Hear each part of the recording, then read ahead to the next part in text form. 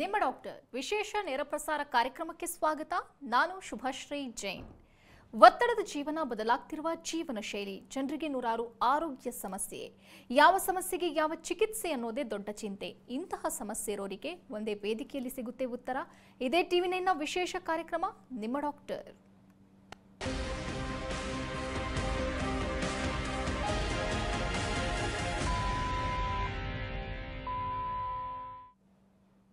ಮನುಷ್ಯನ ದೇಹವನ್ನ ಜರ್ಜರಿತಗೊಳಿಸೋ ಕಾಯಿಲೆಗಳಲ್ಲಿ ಆರ್ಥ್ರೈಟಿಸ್ ಅಂದ್ರೆ ಸಂಧಿವಾತವು ಒಂದು. ಮೊದಲೆಲ್ಲ ವೃದ್ಧಾಪ್ಯದಲ್ಲಿ ಮೂಳೆಯ ಸವೆತದಿಂದ ನೋವು ಕಾಣಿಸಿಕೊಳ್ತಿತ್ತು. ಮೂಳೆಗಳ ಸವೆತದಿಂದ ಬೆನ್ನು, ಮಂಡಿ ಮತ್ತು ಸೊಂಟ ಭಾಗದಲ್ಲಿ ನೋವು ಕಾಣಿಸಿಕೊಳ್ಳುವುದು ಆರ್ಥ್ರೈಟಿಸ್ ರೋಗದ ಲಕ್ಷಣ. ಆಧುನಿಕ ಜೀವನ ಶೈಲಿ ಮತ್ತು ಕ್ಯಾಲ್ಸಿಯಂ ಕೊರತೆಯಿಂದ ಆರ್ಥ್ರೈಟಿಸ್ ಕಾಣಿಸಿಕೊಳ್ಳುತ್ತೆ. ಆರ್ಥ್ರೈಟಿಸ್ ನೋವುಕಾರಕ ಕಾಯಿಲೆ ಇರಬಹುದು, ಆದರೆ ಸರಿಯಾದ ಮುನ್ನೆಚ್ಚರಿಕೆ ವಹಿಸಿದ್ರೆ ಈ ಕಾಯಿಲೆಯಿಂದ ದೂರಾಗಬಹುದು. ಅದೇ ಸಮರ್ಪಕ ಚಿಕಿತ್ಸೆ ಪಡೆಯೋದ್ರಿಂದ ಈ ನೋವಿನಿಂದ ಮುಕ್ತಿ ಹೊಂದಬಹುದು. ಹಾಗಾದ್ರೆ ಹೋಮಿಯೋಕೇರ್ನಲ್ಲಿ ಆರ್ಥ್ರೈಟಿಸ್ಗೆ ಇರುವ ಚಿಕಿತ್ಸೆಗಳೇನು, ಎಷ್ಟು ವಿಧವಾದ ಆರ್ಥ್ರೈಟಿಸ್ಗಳಿವೆ, ಎಲ್ಲದರ ಬಗ್ಗೆ ಸಂಪೂರ್ಣ ಮಾಹಿತಿ ನೀಡಲಿದ್ದಾರೆ ಹೋಮಿಯೋಕೇರ್ ಇಂಟರ್ನ್ಯಾಷನಲ್ನ ವೈದ್ಯರಾದ ಹೇಮಶ್ರೀ. ಡಾಕ್ಟರ್, ಕಾರ್ಯಕ್ರಮಕ್ಕೆ ಸ್ವಾಗತ. ನಮಸ್ತೆ. ಇನ್ನು ವೀಕ್ಷಕರೇ, ಟಿವಿ ಸ್ಕ್ರೀನ್ನಲ್ಲಿರುವಂತಹ ಸಂಖ್ಯೆಗೆ ಕರೆ ಮಾಡೋ ಮೂಲಕ ತಾವು ಡಾಕ್ಟರ್ ಜೊತೆ ನೇರವಾಗಿ ಮಾತನಾಡಬಹುದು. ಡಾಕ್ಟರ್, ಫಸ್ಟ್ ಆಫ್ ಆಲ್, ಸಾಕಷ್ಟು ಜನರಿಗೆ ಕಾಲು ನೋವಿರುತ್ತೆ, ಆದರೆ ಎಲ್ಲವೂ ಕೂಡ ಆರ್ಥ್ರೈಟಿಸ್ ಅಲ್ಲ. ಆರ್ಥ್ರೈಟಿಸ್ ಅಂದ್ರೆ ಏನು? ಖಂಡಿತ. ಸೊ ಹಲವಾರು ಜನಗಳಲ್ಲಿ ನಾವು ನೋಡಿರ್ತೀವಿ, ಜಸ್ಟ್ ಮೂಳೆಗಳ ನೋವು ಬರ್ತಾ ಇರುತ್ತೆ, ಮಂಡಿ ನೋವು ಇರ್ಬೋದು ಅಥವಾ ಬ್ಯಾಕ್ ಪೇನ್ ಇರ್ಬೋದು. ಸೊ ಜಾಯಿಂಟ್ ಪೇನ್ ಅಂತ ಒಂದ್ಸಲ ಕಾಣ್ತು ಅಂತಂದಾಗ ಎಲ್ಲ ಜಾಯಿಂಟ್ ಪೇನ್ಸ್ನು ನಾವು ಆರ್ಥ್ರೈಟಿಸ್ ಅಂತ ಹೇಳಲಿಕ್ಕೆ ಬರಲ್ಲ ಅಂತಲೇ ಹೇಳ್ಬೋದು. ಯಾಕಂದರೆ ಕೆಲವೊಂದ್ಸಲ ನಮ್ಮ ದೇಹದಲ್ಲಿ ವೈಟಮಿನ್ ಡಿ ಮತ್ತು ಕ್ಯಾಲ್ಶಿಯಮಿನ ಕೊರತೆ ಆದರೂ ಕೂಡ ಮೂಳೆಗಳ ನೋವು ಬರುವಂಥ ಸಾಧ್ಯತೆಗಳಿರುತ್ತೆ. ಸೊ ಆರ್ಥ್ರೈಟಿಸ್ ಅಂತಂದರೆ ಇನ್ಫ್ಲಮೇಷನ್ ಆಫ್ ಜಾಯಿಂಟ್ಸ್ ಅಂತ ಹೇಳ್ತೀವಿ. ಎಲ್ಲಿ ನಮ್ಮ ಒಂದು ಎರಡು ಮೂಳೆಗಳು ಜೋಡಣೆಗೊಳಗಾಗುತ್ತೆ, ಅದಕ್ಕೆ ನಾವು ಜಾಯಿಂಟ್ ಅಂತ ಹೇಳುವಂಥದ್ದು. So more than 2 to 3 types of joints ಯಾವಾಗ ಇನ್ವಾಲ್ವ್ ಆಗ್ತಾ ಹೋಗುತ್ತೆ, ಈ ಒಂದು ಜಾಯಿಂಟ್ಸ್ಗಳಲ್ಲಿ ಯಾವಾಗ ಇನ್ಫ್ಲಮೇಟರಿ ಚೇಂಜಸ್ ಆಗುತ್ತೆ, ಅಂದರೆ ಸ್ವೆಲ್ಲಿಂಗ್ ಆಗುವಂಥದ್ದು ಇರ್ಬೋದು ಅಥವಾ ನೋವು ಬರುವಂಥದ್ದು ಇರ್ಬೋದು, ರೆಸ್ಟ್ರಿಕ್ಟೆಡ್ ಮೂವ್ಮೆಂಟ್ಗಳಿರ್ಬೋದು. ಸೊ ಈ ಒಂದು ಕಂಡೀಷನ್ಗೆ ನಾವು ಆರ್ಥ್ರೈಟಿಸ್ ಅಂತ ಹೇಳುವಂಥದ್ದು. ಸೊ ಇಂದಿನ ಜನರೇಷನಲ್ಲಿ ನೋಡಿದಾಗ ವಯಸ್ಸಾದ ನಂತರ, ಅಂದರೆ ಅಬೌವ್ 50-55 ಇಯರ್ಸ್ ಆದ ನಂತರ ಜಾಯಿಂಟ್ ಪೇನ್ನ ಹೆಚ್ಚಾಗಿ ನಾವು ನೋಡ್ತಾ ಇದ್ವಿ. ಬಟ್ ಪ್ರೆಸೆಂಟಿನ ಒಂದು ಜನರೇಷನ್ ನಾವು ನೋಡಿದಾಗ ಈವನ್ ಮಿಡಲ್ ಏಜ್ಗಳಲ್ಲೂ ಕೂಡ, ಅಂದರೆ ಅದು ಪುರುಷರೇ ಇರ್ಬೋದು ಮಹಿಳೆಯರು ಕೂಡ ಇರ್ಬೋದು, ಇಬ್ಬರಲ್ಲೂ ಕೂಡ ಮೋಸ್ಟ್ ಕಾಮನ್ ಆಗಿ ಒಂದು ಆರ್ಥ್ರೈಟಿಸ್ ಅನ್ನೋದು ನಾವು ಹೆಚ್ಚಾಗಿನೇ ನೋಡ್ತಾ ಇದ್ದೀವಿ.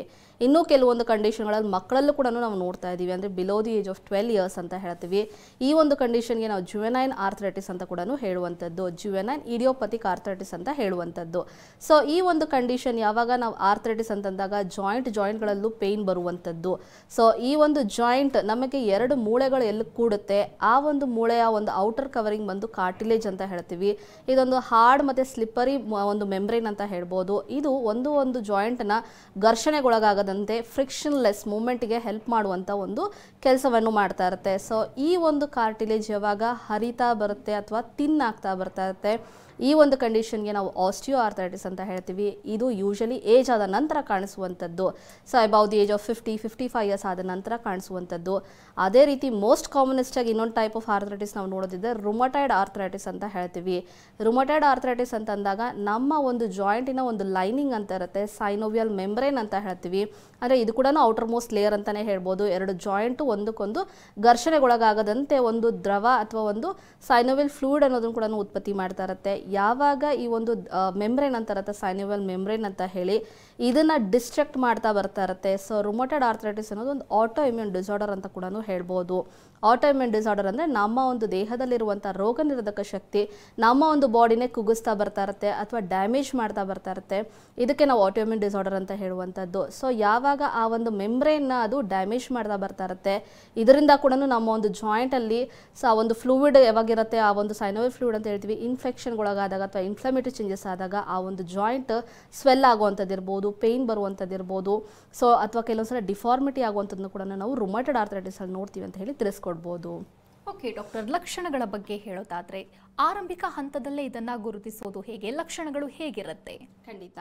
ಸೊ ಈಗ ನಾವು ಆಸ್ಟಿಯೋ ಆರ್ಥ್ರೈಟಿಸ್ ಅಂತ ನಾವು ತಗೊಂಡಾಗ it is above the age of 40-45 years ಅಂತ ಹೇಳ್ತೀವಿ. ಸೊ ಖಂಡಿತ ಒಂದು ಏಜ್ ಆದಮೇಲೆ ಬರ್ತಾ ಇದೆ ನಿಮಗೆ ಜಾಯಿಂಟ್ ಪೇನು. ಇವಾಗಿನ ಒಂದು ಜನರೇಷನ್ ನೋಡಿದಾಗೆ ಮೋಸ್ಟ್ ಆಗಿ ನಾವು ನೋಡುವಂಥದ್ದು ಆಸ್ಟಿಯೋ ಆರ್ಥ್ರೈಟಿಸ್ ಅಂತ ಏನು ಹೇಳ್ತೀವಿ.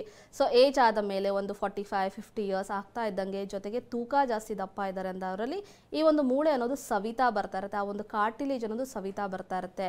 ಸೊ ಒಂದು ಏಜ್ ಫ್ಯಾಕ್ಟರಿಂದ ನಾವು ಇದನ್ನು ಖಂಡಿತ ಗುರುತಿಸ್ಬೋದು. ಸೆಕೆಂಡ್ ಸೆಕೆಂಡ್ಲಿ ಅವರಲ್ಲಿ ಜಾಯಿಂಟ್ ಪೇಯ್ನ್ ಅನ್ನೋದು ಬರ್ತಾ ಇರುತ್ತೆ. ಅಂದರೆ ಅವರೊಂದು ದಿನನಿತ್ಯದ ಚಟುವಟಿಕೆ ಅವ್ರ ಕೈಯಲ್ಲಿ ಮಾಡೋದಕ್ಕಾಗ್ತಾ ಇರೋದಿಲ್ಲ, ಕೂರೋದಕ್ಕಾಗೋದಿಲ್ಲ, ಅಥವಾ ನಾರ್ಮಲ್ ಆಗಿ ಮೋರ್ ದೆನ್ ಒಂದು ಹಾಫ್ ಆನ್ ಅವರ್ 1 hour ನಿಲ್ಲೋದಕ್ಕಾಗ್ತಾ ಇರೋದಿಲ್ಲ, ಒಂದು 1/2 to 1 kilometers ನಡೆಯೋದಕ್ಕೂ ಕೂಡ ಆಗ್ತಾ ಇರಲ್ಲ, ರೆಗ್ಯುಲರ್ ಆಗಿ ಪೇಯ್ನ್ ಆನ್ ಆ್ಯಂಡ್ ಆಫ್ ಬರ್ತಾ ಇರುತ್ತೆ. ಸೊ ಈ ರೀತಿಯ ಒಂದು ನೋವಿರ್ಬೋದು, ಮತ್ತು ಊತಕ್ಕೊಳಗಾಗುವಂಥದ್ದು, ಸಡನ್ನಾಗಿ ಸ್ವೆಲ್ಲಿಂಗ್ ಬರುವಂಥದ್ದು, ಮತ್ತು ಮೂಮೆಂಟ್ ಏನು ಒಂದು ಜಾಯಿಂಟಿನ ಒಂದು ಮೂಮೆಂಟ್ ಇರಬೇಕು, ಫ್ಲೆಕ್ಸಿಬಿಲಿಟಿ ಅಂತ ಹೇಳ್ತೀವಿ, ಅದನ್ನು ಕಳ್ಕೊಳ್ತಾ ಬರ್ತಾ ಇರುತ್ತೆ. ರೆಸ್ಟ್ರಿಕ್ಟೆಡ್ ಮೂಮೆಂಟ್ ಅಂತ ಹೇಳ್ತೀವಿ. ಸೊ ಜಾಯಿಂಟ್ ಸ್ಟಿಫ್ ಆಗುವಂಥದ್ದು, ಮೂವ್ ಮಾಡೋಕ್ಕಾಗೋದಿಲ್ಲ ಸಡನ್ನಾಗಿ, ಈ ಎಲ್ಲ ಸಿಂಪ್ಟಮ್ಸ್ಗಳು ಬರ್ತಿದೆ ಅಂತಂದರೆ ಖಂಡಿತ ಇದು ಆಸ್ಟಿಯೋ ಆರ್ಥರೈಟಿಸ್ ಅನ್ನೋದನ್ನು ನಾವು ಗುರುತಿಸ್ಬೋದು. ಅದೇ ರೀತಿ ರುಮಟೆಡ್ ಆರ್ಥರೈಟಿಸ್ ಅಂತ ನಾವು ತಗೊಂಡಾಗ ಈ ಒಂದು ಆಸ್ಟಿಯೋ ಆರ್ಥರೈಟಿಸಲ್ಲಿ ನಾವು ಮೇಜರ್ ಆಗಿ ದೊಡ್ಡ ದೊಡ್ಡ ಜಾಯಿಂಟ್ಗಳ ಇನ್ವಾಲ್ವ್ಮೆಂಟ್ ನೋಡ್ತಾ ಇರ್ತೀವಿ. ಎಕ್ಸಾಂಪಲ್ ಹಿಪ್ ಜಾಯಿಂಟ್ ಇರ್ಬೋದು, ನೀ ಜಾಯಿಂಟ್ ಇರ್ಬೋದು, ಶೋಲ್ಡರ್ ಜಾಯಿಂಟ್ಗಳಿರ್ಬೋದು. ಅದೇ ರೀತಿ ರುಮಟೆಡ್ ಆರ್ಥರೈಟಿಸಲ್ಲಿ ನೋಡಿದಾಗ ಸಣ್ಣ ಸಣ್ಣ ಜಾಯಿಂಟ್ಗಳು ಅಂತ ಹೇಳ್ತಿದ್ರೆ ನಮ್ಮ ಕೈ ಬೆರಳಿನ ಜಾಯಿಂಟ್ಗಳಿರ್ಬೋದು. ಓವರಾಲ್ ಜಾಯಿಂಟ್ಗಳನ್ನು ಇನ್ವಾಲ್ವ್ ಆಗುತ್ತೆ, ಬಟ್ ಮೇಜರ್ ಆಗಿ ನಾವು ನೋಡುವಂಥದ್ದು ಕೈ ಬೆರಳಿನ ಜಾಯಿಂಟು ಅಥವಾ ಕಾಲಲ್ಲಿರುವಂಥ ಟೋಸ್ ಇರ್ಬೋದು. ಸೊ ಯಾವಾಗ ಸಣ್ಣ ಸಣ್ಣ ಜಾಯಿಂಟ್ಗಳು ಇನ್ವಾಲ್ವ್ ಆಗ್ತಿದೆ, ಪ್ರತಿಯೊಂದು ಜಾಯಿಂಟ್ ಲೈಕ್ ನಮ್ಮ ಒಂದು ಆ್ಯಂಕಲ್ ಜಾಯಿಂಟ್ ಇರ್ಬೋದು, ಎಲ್ಬೋ ಜಾಯಿಂಟ್ ಇರ್ಬೋದು, ನಮ್ಮ ಒಂದು ಮೊಣಕೈ ಇರ್ಬೋದು, ಮೊಣಕಾಲು ಇರ್ಬೋದು, ಪ್ರತಿಯೊಂದು ಜಾಯಿಂಟಿನ ಇನ್ವಾಲ್ವ್ಮೆಂಟ್ ನಾವು ರುಮಟೆಡ್ ಆರ್ಥರೈಟಿಸಲ್ಲಿ ನೋಡ್ತಾ ಬರ್ತೀವಿ. ಅಲ್ಲೂ ಕೂಡ ಸ್ವೆಲ್ಲಿಂಗ್ ಜಾಸ್ತಿ ಇರುತ್ತೆ, ಮತ್ತು ಪೇಯ್ನ್, ಸಿವಿಯಾರಿಟಿ ಆಫ್ ಪೇಯ್ನ್ ಜಾಸ್ತಿ ಇರುವಂಥದ್ದು, ಮೂಮೆಂಟ್ ಜಾಸ್ತಿ ಮಾಡೋದಕ್ಕಾಗಲ್ಲ. ಸೀಸನಲ್ ವೇರಿಯೇಷನ್ ಆದಾಗ, ಎಸ್ಪೆಷಲಿ ಥಂಡಿ ಟೈಮಲ್ಲಿ ಅಥವಾ ಕೋಲ್ಡ್ ಸೀಸನ್ ಇರಬೇಕಾದ್ರೆ ಈ ಒಂದು ಪೇಯ್ನ್ ಅಗ್ರವೇಟ್ ಆಗ್ತಾ ಇರುತ್ತೆ. ಸೊ ಇದರ ಮೇಲೆಗೆ ಇದು ರುಮಟೆಡ್ ಆರ್ಥರೈಟಿಸ್ ಅನ್ನೋದು ನಾವು ತಿಳ್ಕೊಬೋದು. ಬಟ್ ಫೈನಲಿ ನಮಗೆ ಏನಾಗಿದೆ ಅನ್ನೋದು ನಾವು ನೋಡಿದಾಗ ಒಂದು ಡಯಾಗ್ನೋಸ್ಟಿಕ್ ಅಂತ ಮಾಡಿಸಿದಾಗ ಮಾತ್ರನೇ ಗೊತ್ತಾಗೋದು. ಸೊ ಆಸ್ಟಿಯೋ ಆರ್ಥರೈಟಿಸ್ ಅಂದರೆ ಎಕ್ಸ್ರೇನ ಮಾಡಿಸ್ಬೇಕಾಗುತ್ತೆ. ರುಮಟೆಡ್ ಆರ್ಥರೈಟಿಸ್ ಅಂದರೆ ಕೆಲವೊಂದು ರಕ್ತ ಪರೀಕ್ಷೆಗಳು ಮಾಡಿಸಿದಾಗ ಇದೇ ಒಂದು ಕಂಡೀಷನ್ ಇದೆ ಅನ್ನೋದು ನಮಗೆ ತಿಳಿದು ಬರುತ್ತೆ ಅಂತ ಹೇಳಿ ತಿಳಿಸ್ಕೊಡ್ಬೋದು. ಓಕೆ ಡಾಕ್ಟರ್, ಕಾಲರ್ ಇದ್ದಾರೆ ಲಕ್ಷ್ಮೀಪುತ್ರ ಅಂತ ಗುಲ್ಬರ್ಗದಿಂದ ಕರೆ ಮಾಡಿದ್ದಾರೆ. ನಮಸ್ತೆ. ನಮಸ್ಕಾರ ಮೇಡಮ್. ಸಮಸ್ಯೆ ಹೇಳ್ಕೊಳ್ಳಿ. ಹಲೋ, ನನ್ನ ಹೆಸರು ಲಕ್ಷ್ಮೀಪುತ್ರ ಅಂತ ಮೇಡಮ್. ನಮಸ್ತೆ ಸರ್, ಹೇಳಿ. ಏಜ್ 41. ಹಲೋ, ಹೇಳಿ ಸರ್, ಕೇಳಿಸ್ತಾ ಇದೆ. ಏಜ್ 41. ನಾನು ನಡೆಯುವಾಗ ಇದು ಕಾಲಿಂದ ಪೂರ ಪೇನ್ ಆಗ್ತದೆ ಮೇಡಮ್. ಸಿಡಿ ಸ್ಟೆಪ್ ಫುಲ್ ಕಾಲ್ ಪೇನ್ ಇದೆಯಾ, ಜಾಯಿಂಟ್ ಪೇನ್ ಇದೆಯಾ ಸರ್? ಜಾಯಿಂಟ್ ಪೇನ್ ಸೈಡಿಂದ ಸ್ಟೆಪ್ ಏರಿದ್ರೆ ಅದು ಪೂರ ಹಿಂಗೆ ಲೋಡ್ ಕೊಟ್ಟರೆ ಪೇನ್ ಮೇಡಮ್, ನಡೆಯಕ್ಕಾಗಲ್ಲ. ಗ್ರೌಂಡ್ ಲೆವೆಲ್ ನಡಿಬೋದು, ಆದ್ರೆ ಹಿಂಗೆ ಸಿಡಿ ಸ್ಟೆಪ್ ಏರ್ಲಕತ್ತೀವಿ ಅಂದ್ರೆ ಪೂರ ಫುಲ್ ಪೇನ್ ಆಗ್ತದೆ ಮೇಡಮ್. ಓಕೆ, ಯಾವಾಗಿಂದ ಇದೆ ಸರ್ ಇದು ಪೇನ್ ನಿಮಗೆ? ಇದು ಜನವರಿಯಿಂದ ಸ್ಟಾರ್ಟ್ ಆಗಿದೆ ಮೇಡಮ್. ನಾನು ಆಲ್ರೆಡಿ ಇದಕ್ಕೆ ಸಿಟಿ ಸ್ಕ್ಯಾನಿಂಗು ಅದು ಮತ್ತೆ ಎಲ್ಲ ಮಾಡ್ಸೀನಿ. ಅದು ಸಿಗ್ಮೆಂಟ್ ಒಳಗೆ ಒಂದು ಲೈನ್ ಇದು ಬಂತದ್ದು, ಅದು ಕಟ್ ಆಗಿದೆ. ಅದು ಆಪರೇಷನ್ ಮಾಡೋದು ಅಂತಾರೆ. ಬಟ್ ನಾನು ಆಪರೇಷನ್ ಮಾಡಬಾರ್ದು, ಹಂಗೆ ಪೇನ್ ಕಮ್ಮಿ ಮಾಡ್ಬೇಕಂತ ನಂದು ಮೇಡಮ್. ಓಕೆ ಸರ್, ಅದರಲ್ಲಿ ಲಿಗಮೆಂಟ್ ಅಂತ ಇರುತ್ತೆ, ಏನು ಟೇರ್ ಆಗಿದೆ ಅನ್ನೋದನ್ನ ನಾವು ನೋಡಬೇಕಾಗುತ್ತೆ. ಸೊ ಒಂದ್ಸಲ ಹತ್ರದ ಹೋಮಿಯೋಕೇರ್ ಇಂಟರ್ನ್ಯಾಷನಲ್ಗೆ ನಿಮ್ಮ ರಿಪೋರ್ಟ್ಸ್ನ ತೊಗೊಂಬನ್ನಿ. ಅದು ಎಷ್ಟರ ಮಟ್ಟಿಗೆ ಆ ಒಂದು ಟೇರ್ ಅನ್ನೋದು ಹೇಳಿರ್ತೀವಿ, ಲಿಗಮೆಂಟಲ್ ಟೇರ್ ಅಂತ ಹೇಳಿ. ಹೋಮಿಯೋಪತಿಕಲ್ಲಿ ನಿಮಗೆ ಹೆಲ್ಪ್ ಮಾಡ್ಬೋದು ಅಂತಂದರೆ ಖಂಡಿತವಾಗ್ಲೂ ಮೆಡಿಸಿನ್ಸ್ನ ನೀವು ಸ್ಟಾರ್ಟ್ ಮಾಡ್ಬೋದು. ಒಂದ್ಸಲ ಹತ್ರದ ಶಾಖೆಗೆ ಭೇಟಿ ಮಾಡಿ ಸರ್. ಧನ್ಯವಾದ ಕರೆ ಮಾಡಿದ್ದಕ್ಕಾಗಿ. ಡಾಕ್ಟರ್, ಇನ್ನು ಟೆಸ್ಟ್ಗಳ ಬಗ್ಗೆ ಹೇಳೋದಾದ್ರೆ ಇಲ್ಲ, ಯಾವೆಲ್ಲ ಟೆಸ್ಟ್ಗಳನ್ನು ಈ ಸಮಸ್ಯೆ ಇರುವಂಥವ್ರು ಮಾಡಬೇಕಾಗುತ್ತೆ? ಖಂಡಿತ. ಸೊ ನಾವು ಇನ್ವೆಸ್ಟಿಗೇಷನ್ಸ್ ಅಂತ ತಗೊಂಡಾಗ, ಸೊ ಈಗ ಆಸ್ಟಿಯೋ ಆರ್ಥರೈಟಿಸ್ನ ನಾವು ರೂಲ್ ಔಟ್ ಮಾಡೋದಕ್ಕೆ ಆಗಿ ಎಕ್ಸ್ರೇ ಅನ್ನೋ ಮಾಡಿಸುವಂಥದ್ದು.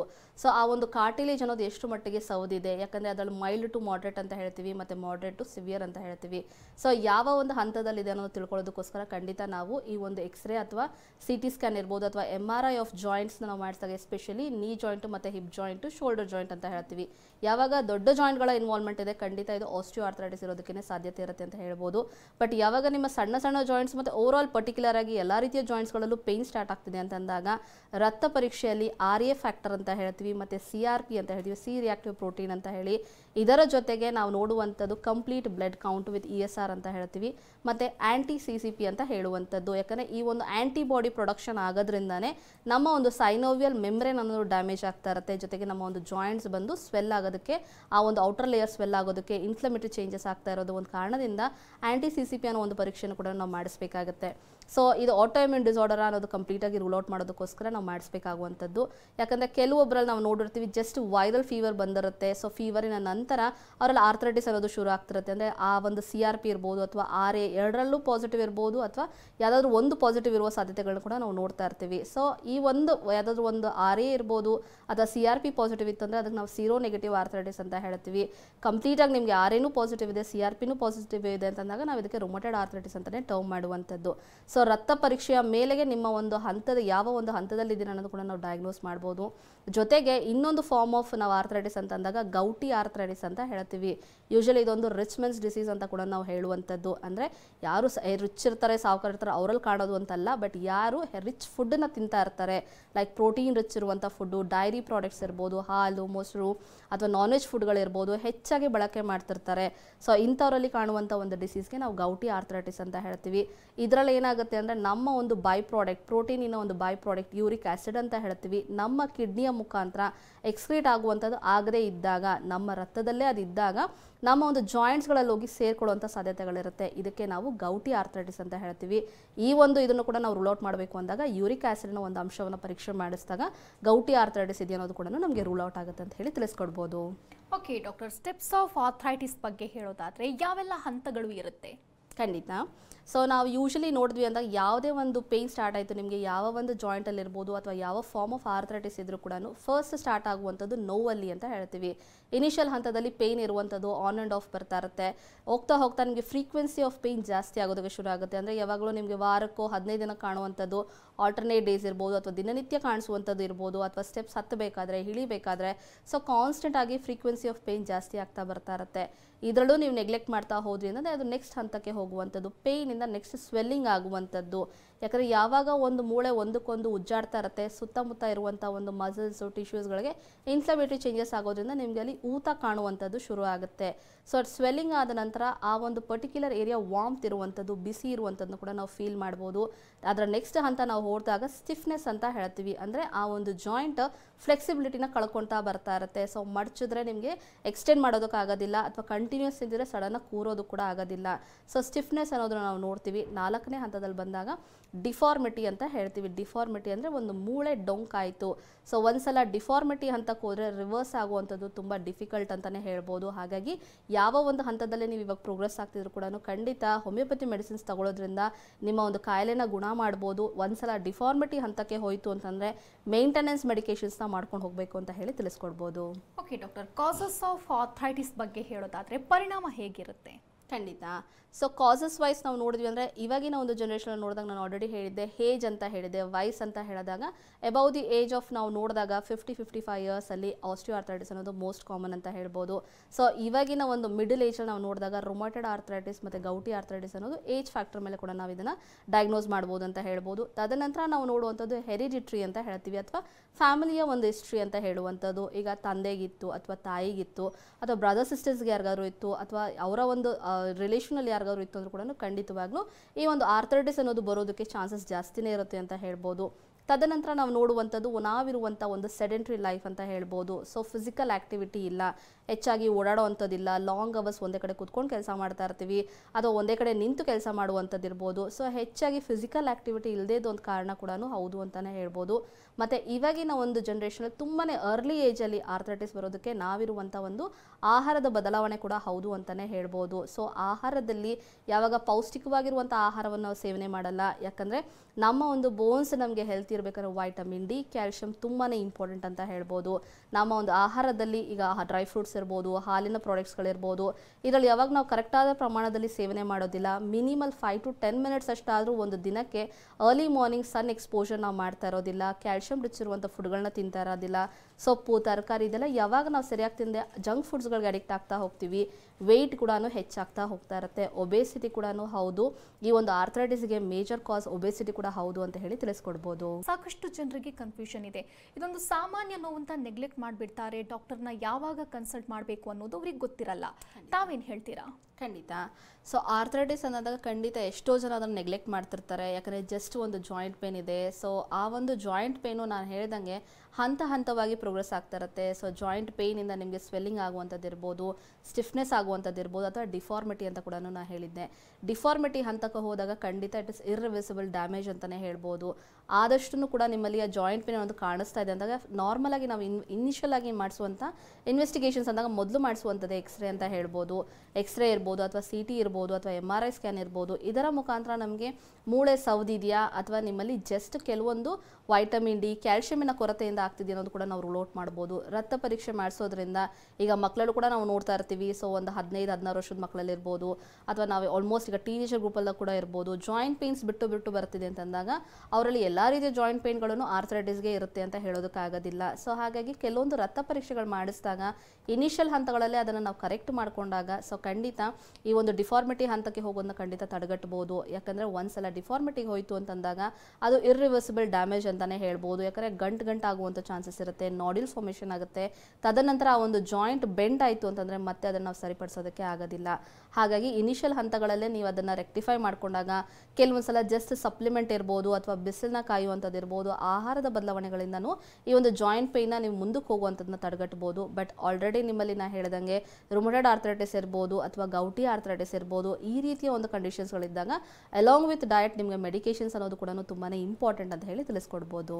ಓಕೆ ಡಾಕ್ಟರ್, ಕಾಲರ್ ಇದ್ದಾರೆ ರವೀಂದ್ರ ಅಂತ ಬಾಗಲಕೋಟೆಯಿಂದ ಕರೆ ಮಾಡಿದ್ದಾರೆ. ನಮಸ್ತೆ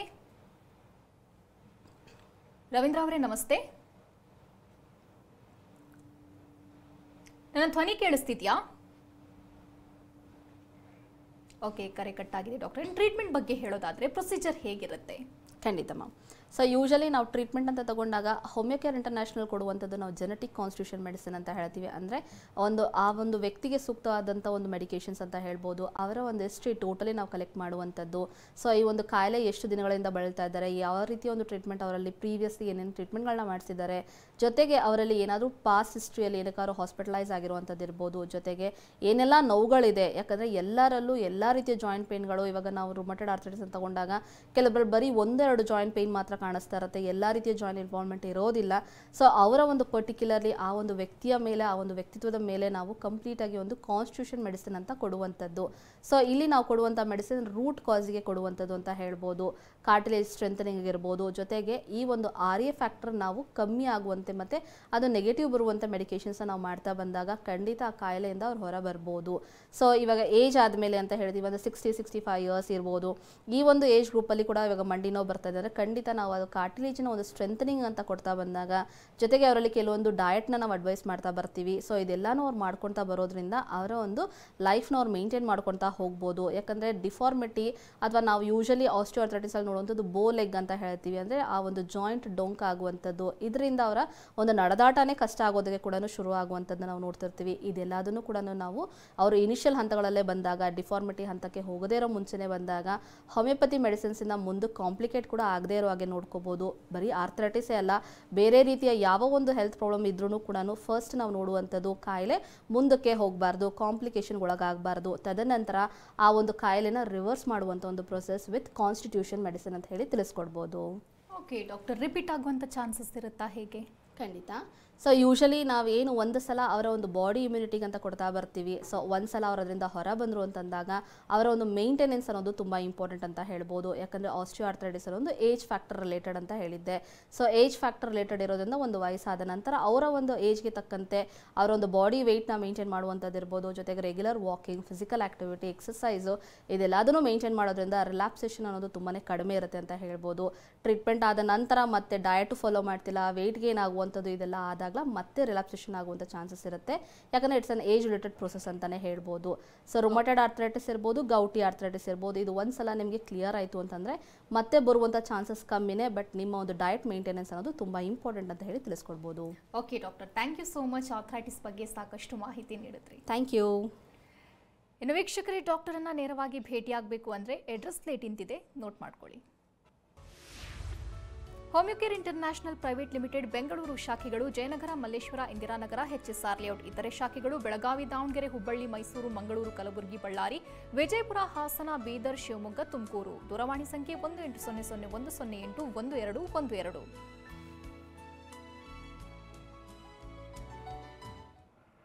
ಇದು ಇವತ್ತಿನ ನಿಮ್ಮ ಡಾಕ್ಟರ್. ನಿರಂತರ ಸುದ್ದಿಗಾಗಿ ನೋಡ್ತಾ ಇರಿ TV9.